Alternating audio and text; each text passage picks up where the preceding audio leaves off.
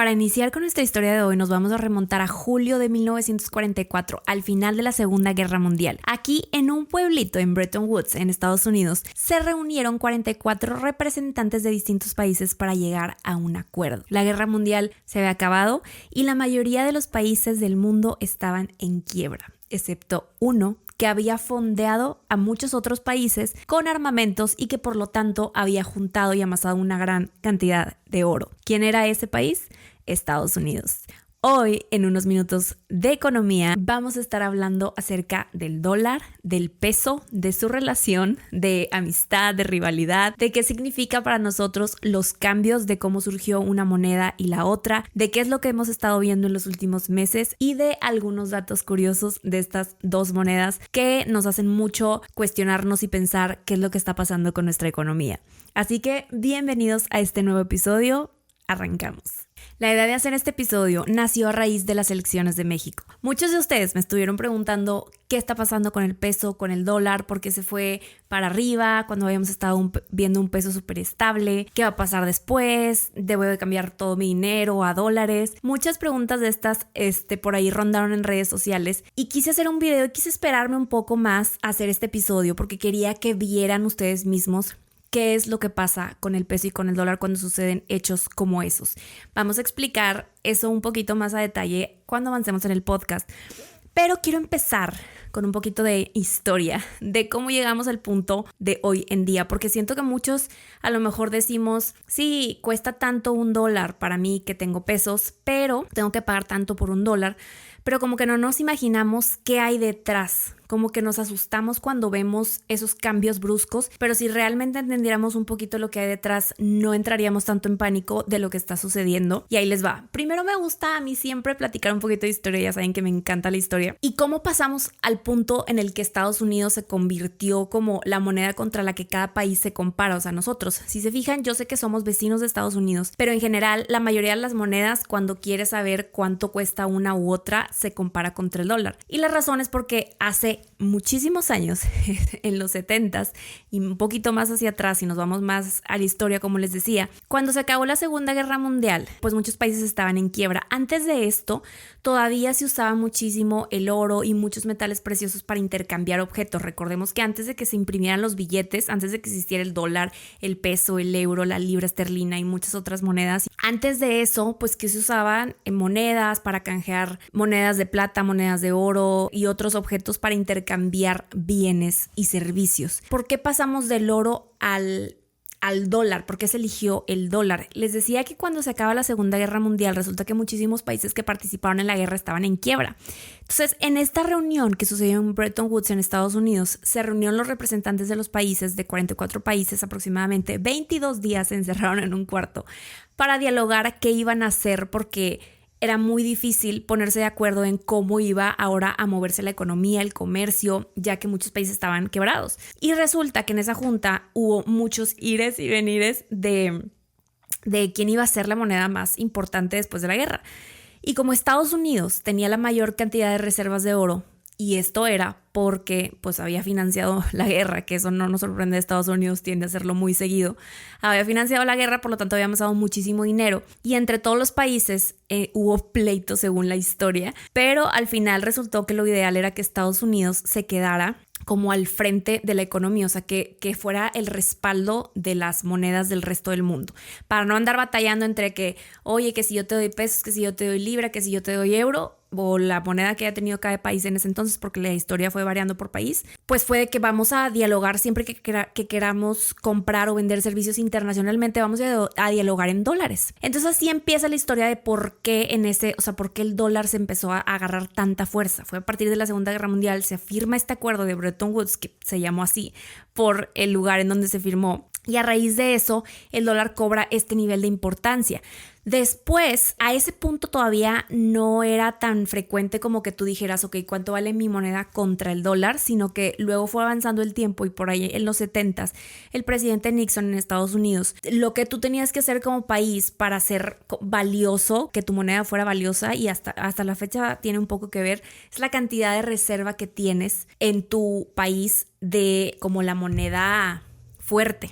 En aquel entonces, mientras más reservas de oro tuviera cada país, significaba que su moneda iba a ser más fuerte, porque representaba que ese país tenía mucha lana, ¿no? Pero en oro. Y hoy en día, más bien después de los 70s hasta la fecha, lo que define cambió. Lo que define no es cuánto oro tengas en tu banco central de cada país, sino cuántos dólares tienes. De hecho, no sé si han escuchado o si han visto en los periódicos, usualmente se habla acerca de las reservas de dólares que tiene, por ejemplo, el Banco de México y otros bancos centrales alrededor del mundo. Es por esta razón, porque desde ese entonces hasta la fecha se mueve en dólares la economía internacional, sobre todo de los bancos centrales. Pero eso sucedió a raíz del acuerdo que se firmó después de la Segunda Guerra Mundial.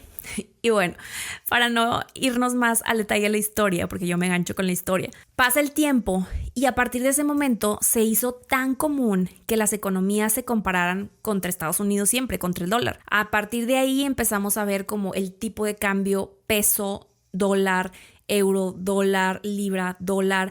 Antes de eso, pues digamos que alguien pensaba como ¿cuántos pesos vale mi oro? No cuántos pesos vale $1. Entonces a partir de ahí cambia un poco la historia, pasa el tiempo y fue la primera vez que se empiezan a dar las fluctuaciones entre monedas, un monto de que valía el peso por el dólar y así con cada moneda, ¿no? A partir de ahí como que empezó a fluctuar libremente pues el tipo de cambio, ¿no? En aquel entonces era una situación completamente diferente a la que está pasando o a la que hemos vivido hoy en día. Pero sí les puedo decir que hay varios factores que ahorita que yo les quiero explicar rápidamente pero concisamente para que se lleven este mensaje así desde la raíz. ¿Qué es lo que mueve a un tipo de cambio? El peso ha pasado por varias crisis, a pesar de que en el último año, en los últimos 2 años hemos escuchado esta frase de el superpeso, de pues que el peso es súper fuerte. También ha habido épocas en crisis en los 90s y en otros momentos del tiempo donde el peso perdió valor, pero a nivel trágico y catastrófico y se tuvo que revaluar el peso. No me voy a adentrar a esos momentos históricos porque me quiero concentrar en lo que estamos viviendo hoy. Hace tiempo yo también ya les había explicado a algunos de ustedes que ya llevan aquí más tiempo que desafortunadamente yo amo a México, pero tengo que ser sincera. Este concepto del superpeso no necesariamente es porque México esté en su mejor momento económico, ¿ok? Desafortunadamente no es así. El superpeso agarró este nombre pues tuvimos mejor tipo de cambio contra el dólar, ¿no? Bien recordarán, y ahorita les vamos a poner aquí unas grafiquitas, que venimos de una época en la que vimos tipos de cambio de 20, 21 pesos, inclusive un poco más altos que eso, por $1. Lo cual, si nos remontamos a los 90s, pues es algo totalmente distinto a lo que vimos a lo mejor en nuestra infancia. Yo me acuerdo perfecto que, y a lo mejor los que son de la frontera me entenderán, mi papá siempre nos daba nuestro domingo en pesos y me acuerdo que siempre íbamos a cambiarlo a dólares. Y en aquel entonces yo me acuerdo que mi papá nos daba el domingo, estábamos bien chiquitos, mi hermano y yo, nos daba 100 pesos. Y con esos 100 pesos de chiquitos íbamos a la casa de cambio y siempre nos terminaban dando $11, 11.50, 12 o no me acuerdo cuánto. Y era una emoción porque era como, sí, tengo más, me alcanzó para más dólares, ¿no? Qué esperanzas de que ahorita con 100 pesos me fueran a dar más dólares, ¿no? Con el tiempo la historia cambió por completo y fue avanzando el tiempo y les digo, vivimos momentos en los que tuvimos que pagar hasta 21 y casi 22, inclusive en algún momento, por $1. ¿Y qué pasa en el último año? En el último año empezamos a ver un peso que se fue apreciando. Se fue apreciando, una moneda se aprecia frente a otra cuando su valor aumenta. Si pagamos más por los dólares, significa que nuestra economía está en una peor condición que la de Estados Unidos. Y si pagamos menos por los dólares, significa que nosotros estamos mejor con nuestra economía. Es como una relación a la inversa.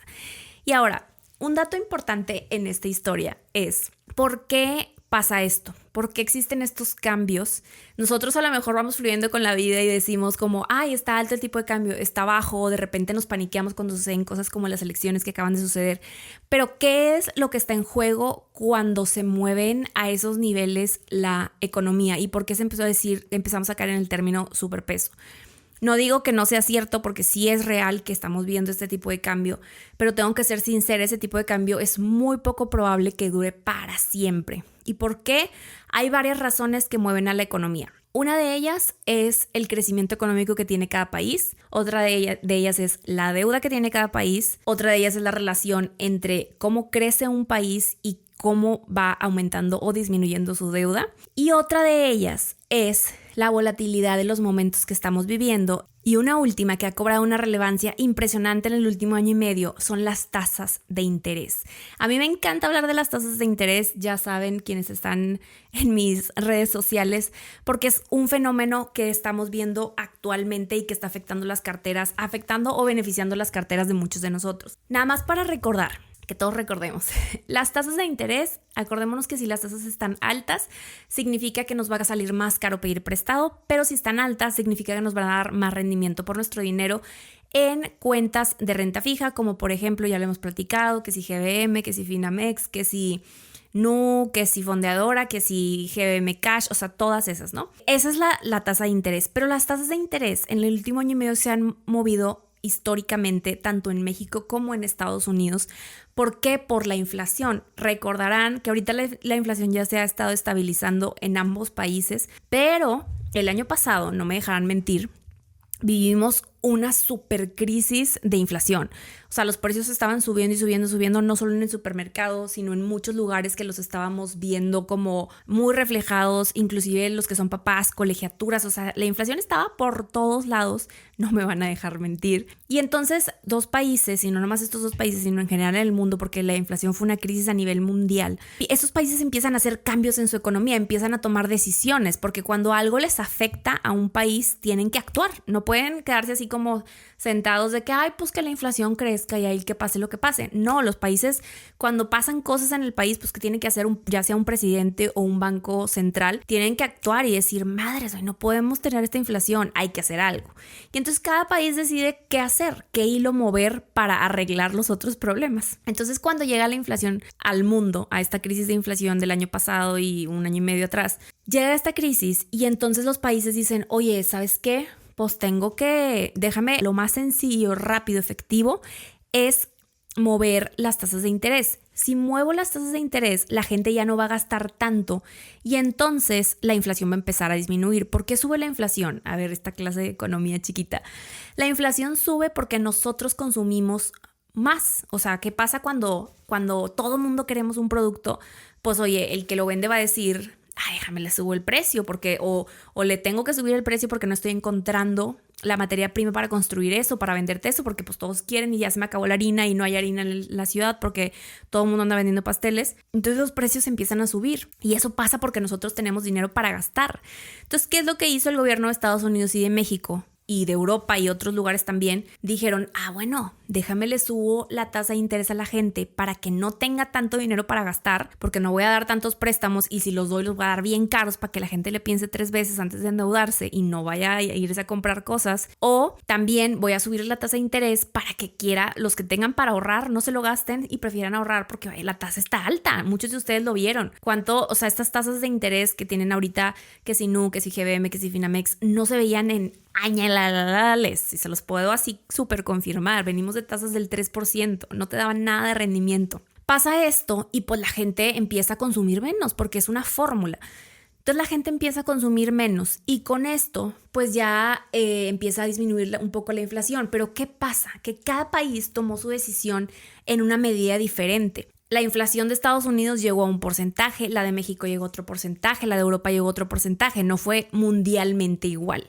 Entonces, como estaba en diferentes porcentajes, pues cada país tenía que decidir personalmente cómo iba a aumentar o disminuir sus tasas de interés en base a lo que su economía le permitía. Entonces, México en ese entonces dijo, oye, nosotros nos vamos a lo alto, nosotros vamos a subir las tasas y llegaron hasta el 12% las tasas de interés, 12 y pico. Estados Unidos fue poquito en poquito, en poquito, en poquito y pasó del 0%, porque Estados Unidos tuvo el 0% de las tasas de interés cuando se vino la crisis inmobiliaria del 2008 y apenas hace un año y medio empezó a subir las tasas. Esto siempre lo comento. Sube las tasas, pero las sube de poquito en poquito. Oye, que si 2, que si 2.5, que si 3, que si 3.5, que si 4, casi 4.5 y se quedó en un nivel de 5.25 a 5.5%. Estas son las tasas actuales de Estados Unidos, las tasas de interés. ¿Y qué pasó con México? México llegó al 12, pero ya este año empezó a disminuir. Ya ahorita las tasas de interés están más bajas, al 11% y se prevé que sigan bajándose la inflación, se sigue controlando como hasta ahorita. Pero ¿qué pasa?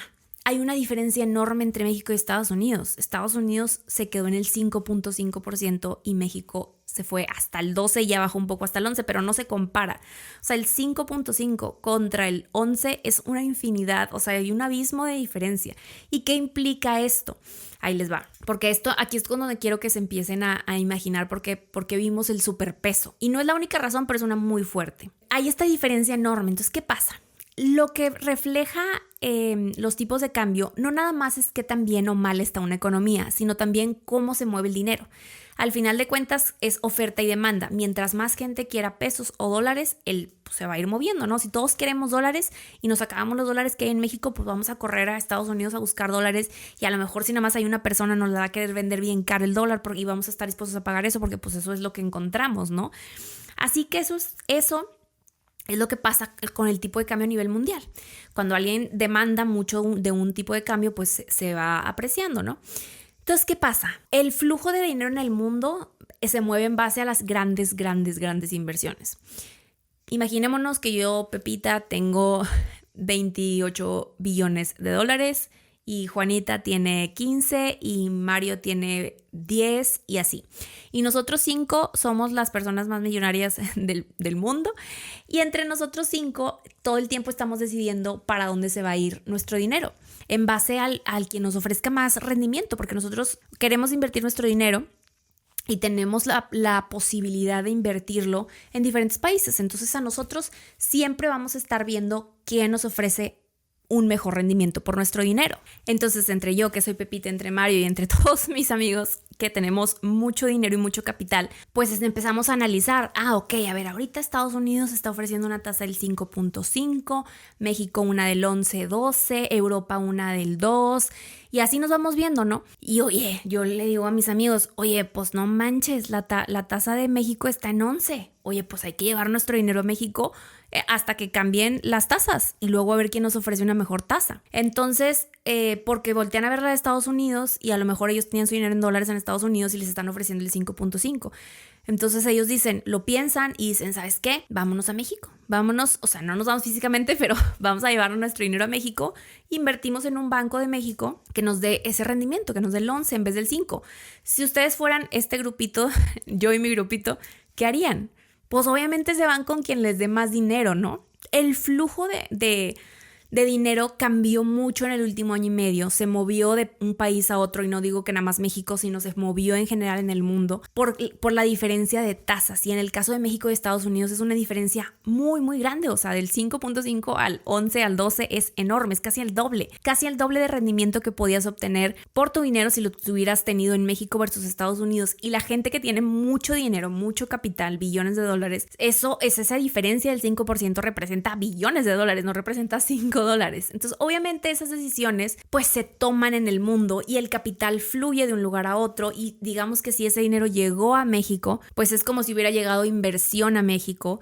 Eso sumado a otro tipo de inversiones que puedan estar llegando a México. Se ha hablado mucho del nearshoring y ahorita platicamos de otros temas. Pero en resumen, ese es un poco lo que se vio, el fenómeno que se vio en el último año y medio en una manera muy fuerte. De hecho, importa tanto ahorita las tasas que cuando se anuncian las tasas de interés de Estados Unidos, de México, de Europa, de algún país como fuerte, los tipos de cambio se mueven muchísimo porque es como donde está el foco ahorita, el foco de los inversionistas, el foco de los bancos, entre muchas otras instituciones financieras.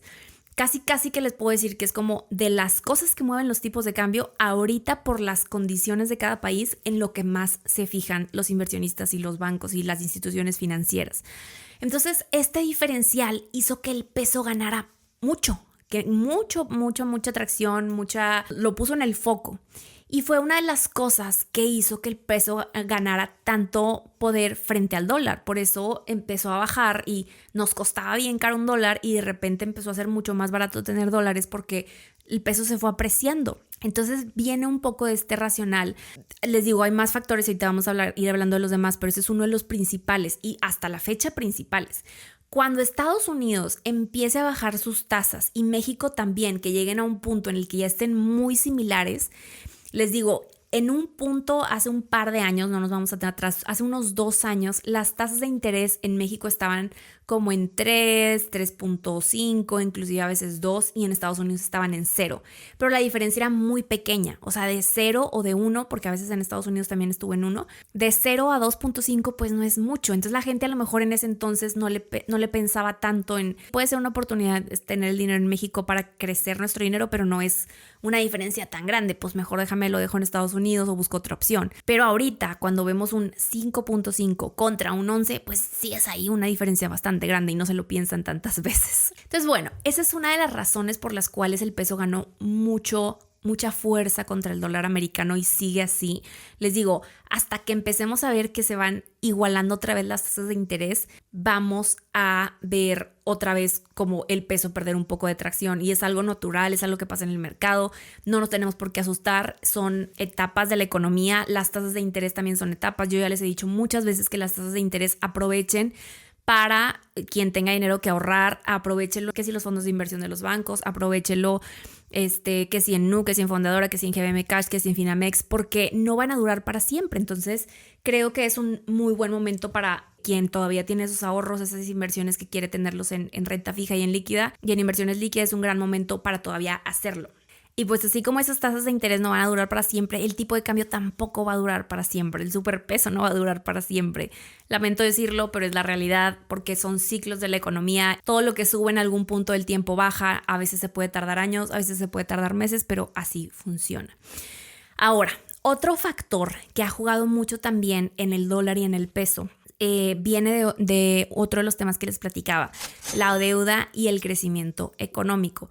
¿Cómo está México contra Estados Unidos ahorita?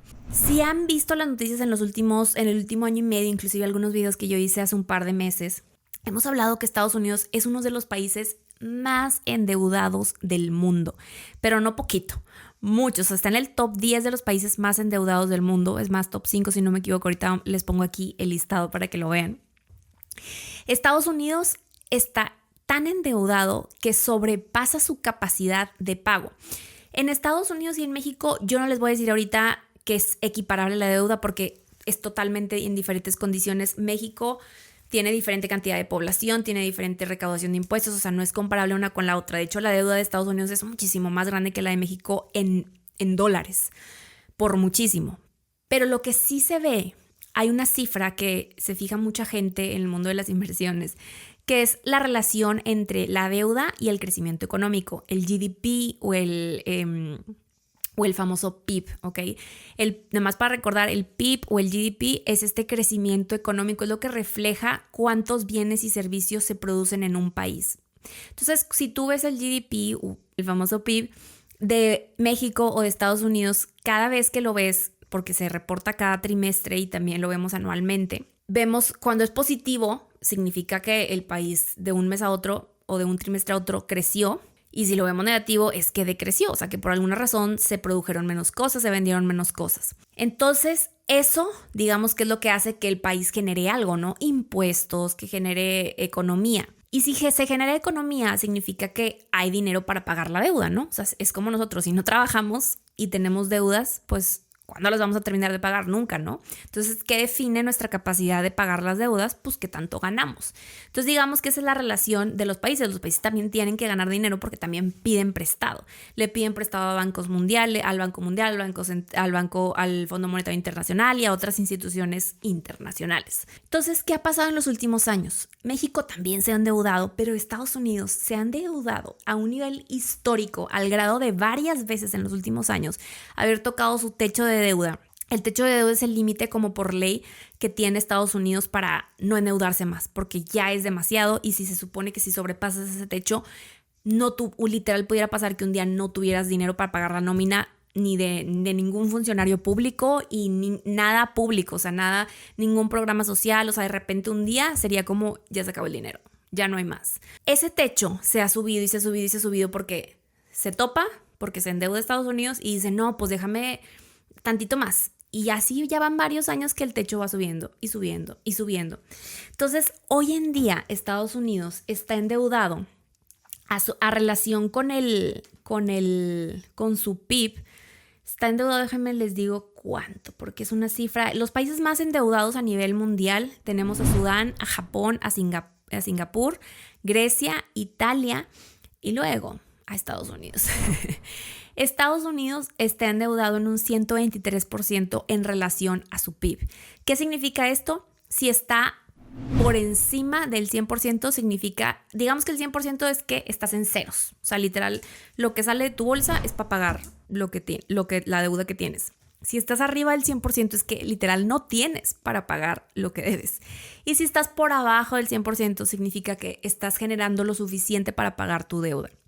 Obviamente lo ideal no es estar en 100, lo ideal es como muchos dicen que abajo de 70, abajo de 77, porque significa que sí tienes deuda, pero puedes pagarla. Y los países en general siempre se ha dicho como necesitan pedir deuda porque es la manera, acuérdense que los países necesitan dinero ¿para qué? Para los programas sociales, para hacer carreteras, para hacer los proyectos que tenga el gabinete y el presidente en turno, ¿no? Entonces, pues el país se endeuda en base a los proyectos que va a desarrollar, etcétera, ¿no? Esta es una razón por la cual también cuando gente va a invertir, sobre todo en como proyectos muy grandes, como en poner industrias en México, en traer empresas, manufacturas, cualquier tipo de esa rama, se fija en este tipo de cosas. Oye, a ver, ¿cómo está el gobierno? ¿Está muy endeudado o no? Porque si está muy endeudado, entonces a lo mejor si yo le pido apoyo para desarrollar una planta, pues no va a tener con qué apoyarme, ¿no? Eso pensaría una empresa a lo mejor americana que quiera venirse a México y esté pensándola. Y así, ese es un factor muy importante que se fija la industria para venir a invertir a México o a Estados Unidos en su caso. Entonces imagínense cuando alguien ve la cifra de Estados Unidos en 123, Estados Unidos no tiene para pagar, pero obviamente también está todo el background de Estados Unidos y todo el soporte que hay detrás del país y no significa que realmente no vaya a tener para pagar, simplemente pues va a tener que recaudar más impuestos, recortar programas sociales, o sea, hay muchas maneras de bajar la deuda, pero en sí no es sano que un país esté tan endeudado. Y México, si vemos a México, nuestro querido México anda en los 50 y tantos, en los 55%. No estoy diciendo, porque obviamente también les digo, hemos adquirido mucha deuda en los últimos años, no estoy diciendo que estemos en la mejor posición, pero sí estamos en una posición mejor que en la de Estados Unidos con respecto a nosotros mismos, porque este porcentaje, acordémonos, se mide contra nuestros ingresos. No sería justo que yo me comparara con Pepito si Pepito gana más que yo y yo debo tanta cantidad, entonces no puedo decir que debemos lo mismo porque pues él debe en base a lo que él gana y yo en base a lo que yo gano. Entonces en base a lo que gana Estados Unidos y en base a lo que gana México, México está en una mejor posición con relación a su deuda y Estados Unidos está más atorado. Esto es también un punto importante para decidir para dónde se da la inversión. Entonces este es otro factor, porque esto no viene, vuelvo a lo mismo, esto no viene de un mes, esto ya viene de años atrás. Entonces cuando vemos este factor económico, pues también resulta que México está en una mejor posición para recibir otras industrias, para desarrollar más programas sociales, para seguir creciendo, etcétera. Entonces ya llevamos que en dos de las cosas que hemos platicado, tasas de interés y la parte del crecimiento del país y la deuda, esta relación, en esos dos factores México la lleva un poco de ventaja que Estados Unidos. Entonces ya tenemos dos cosas por las cuales pues México podría decirse que tiene un mayor peso contra el dólar, ¿ok? Por eso pagamos menos pesos por un dólar. Ahora me van a decir, ay, que si eso es gracias al gobierno actual o no, pues sí y no necesariamente, porque esto, o sea, este crecimiento que se ve hoy en día o esta deuda, pues también viene de años atrás. O sea, todo lo que vemos, obviamente importan las decisiones actuales, pero importa también muchas otras cosas que están pasando en el país y en la industria. Y en nuestro caso, también tiene mucho que ver que Estados Unidos no le está yendo tan bien.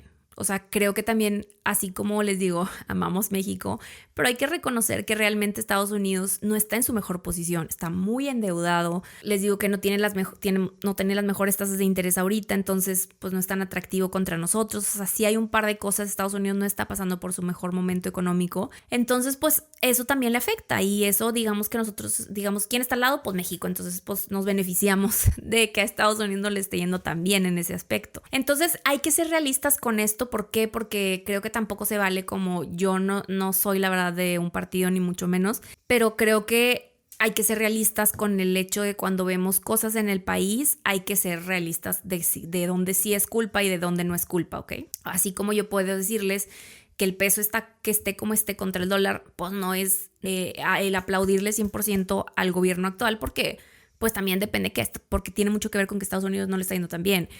Algunas cosas sí dependen del gobierno, como por ejemplo qué tanto estira y afloja la liga de la deuda y cosas de ese estilo, sí, pero no todo. Entonces, pues es un poco las circunstancias que estamos viviendo hoy en día. Ahora, la última cosa que me interesa compartamos aquí de la relación entre el peso y el dólar.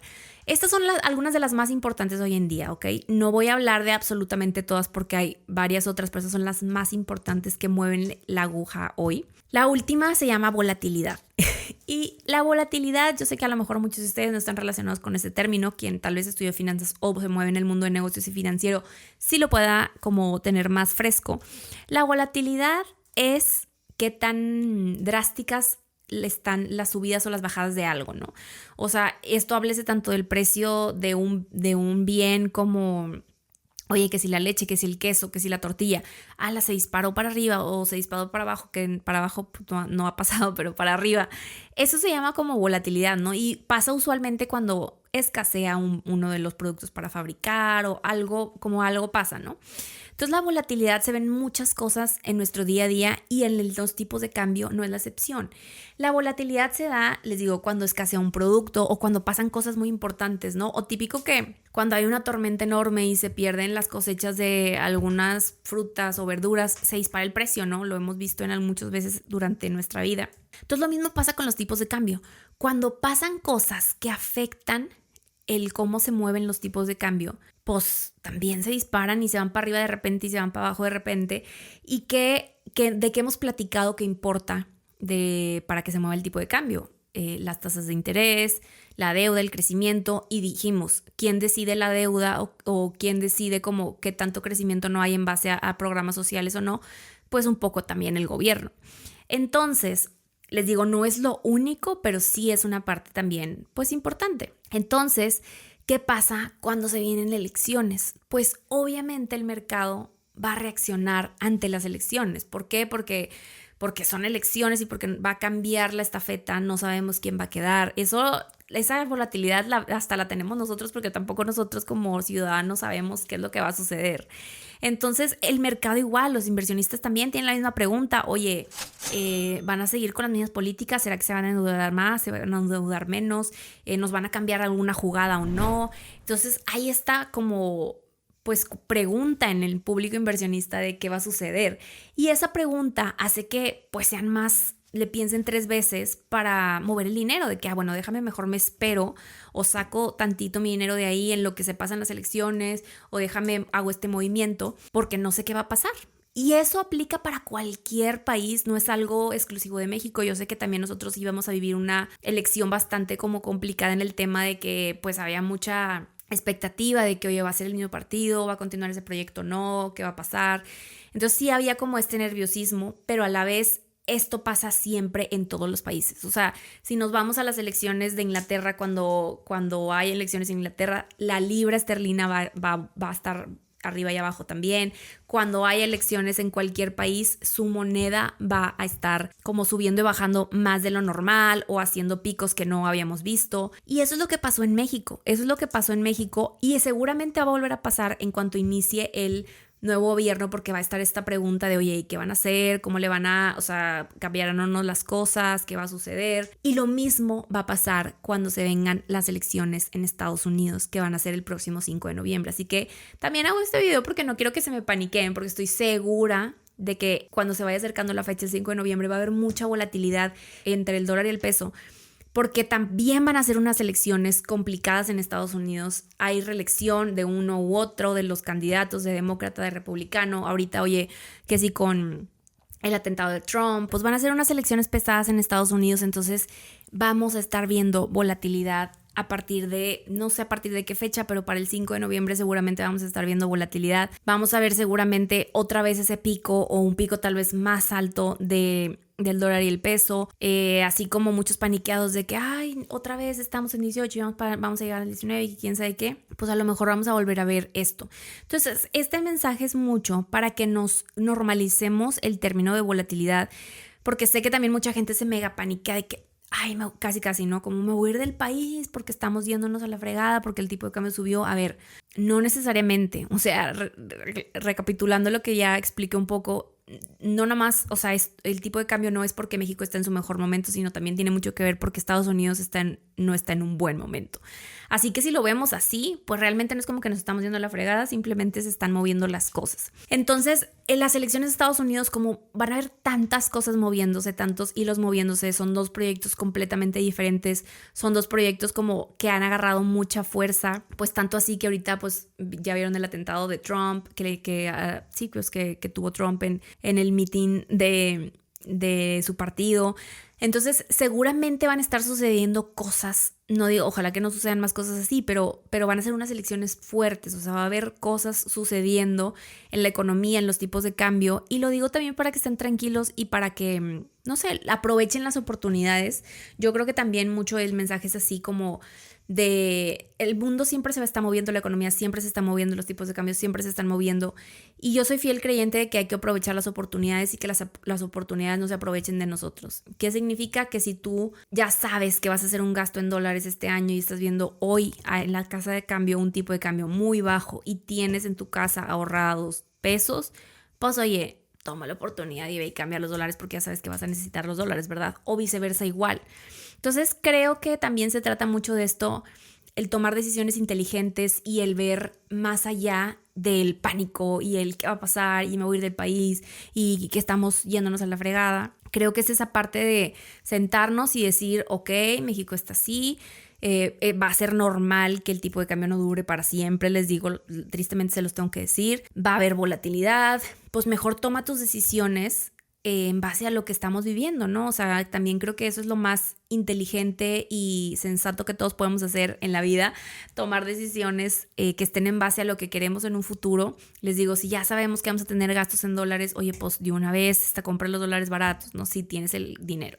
O viceversa, si tienes dólares y necesitas pasarlos a pesos, pues a lo mejor espera tantito a que suba un poco más el tipo de cambio.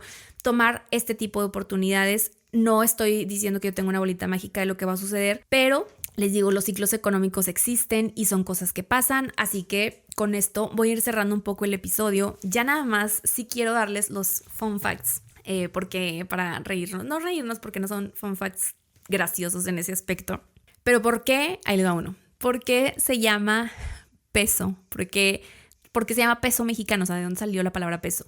Pues resulta que ya ven que les decía que antes, pues nosotros intercambiábamos los bienes con monedas de oro o plata o cualquier otro metal que tuviera un valor.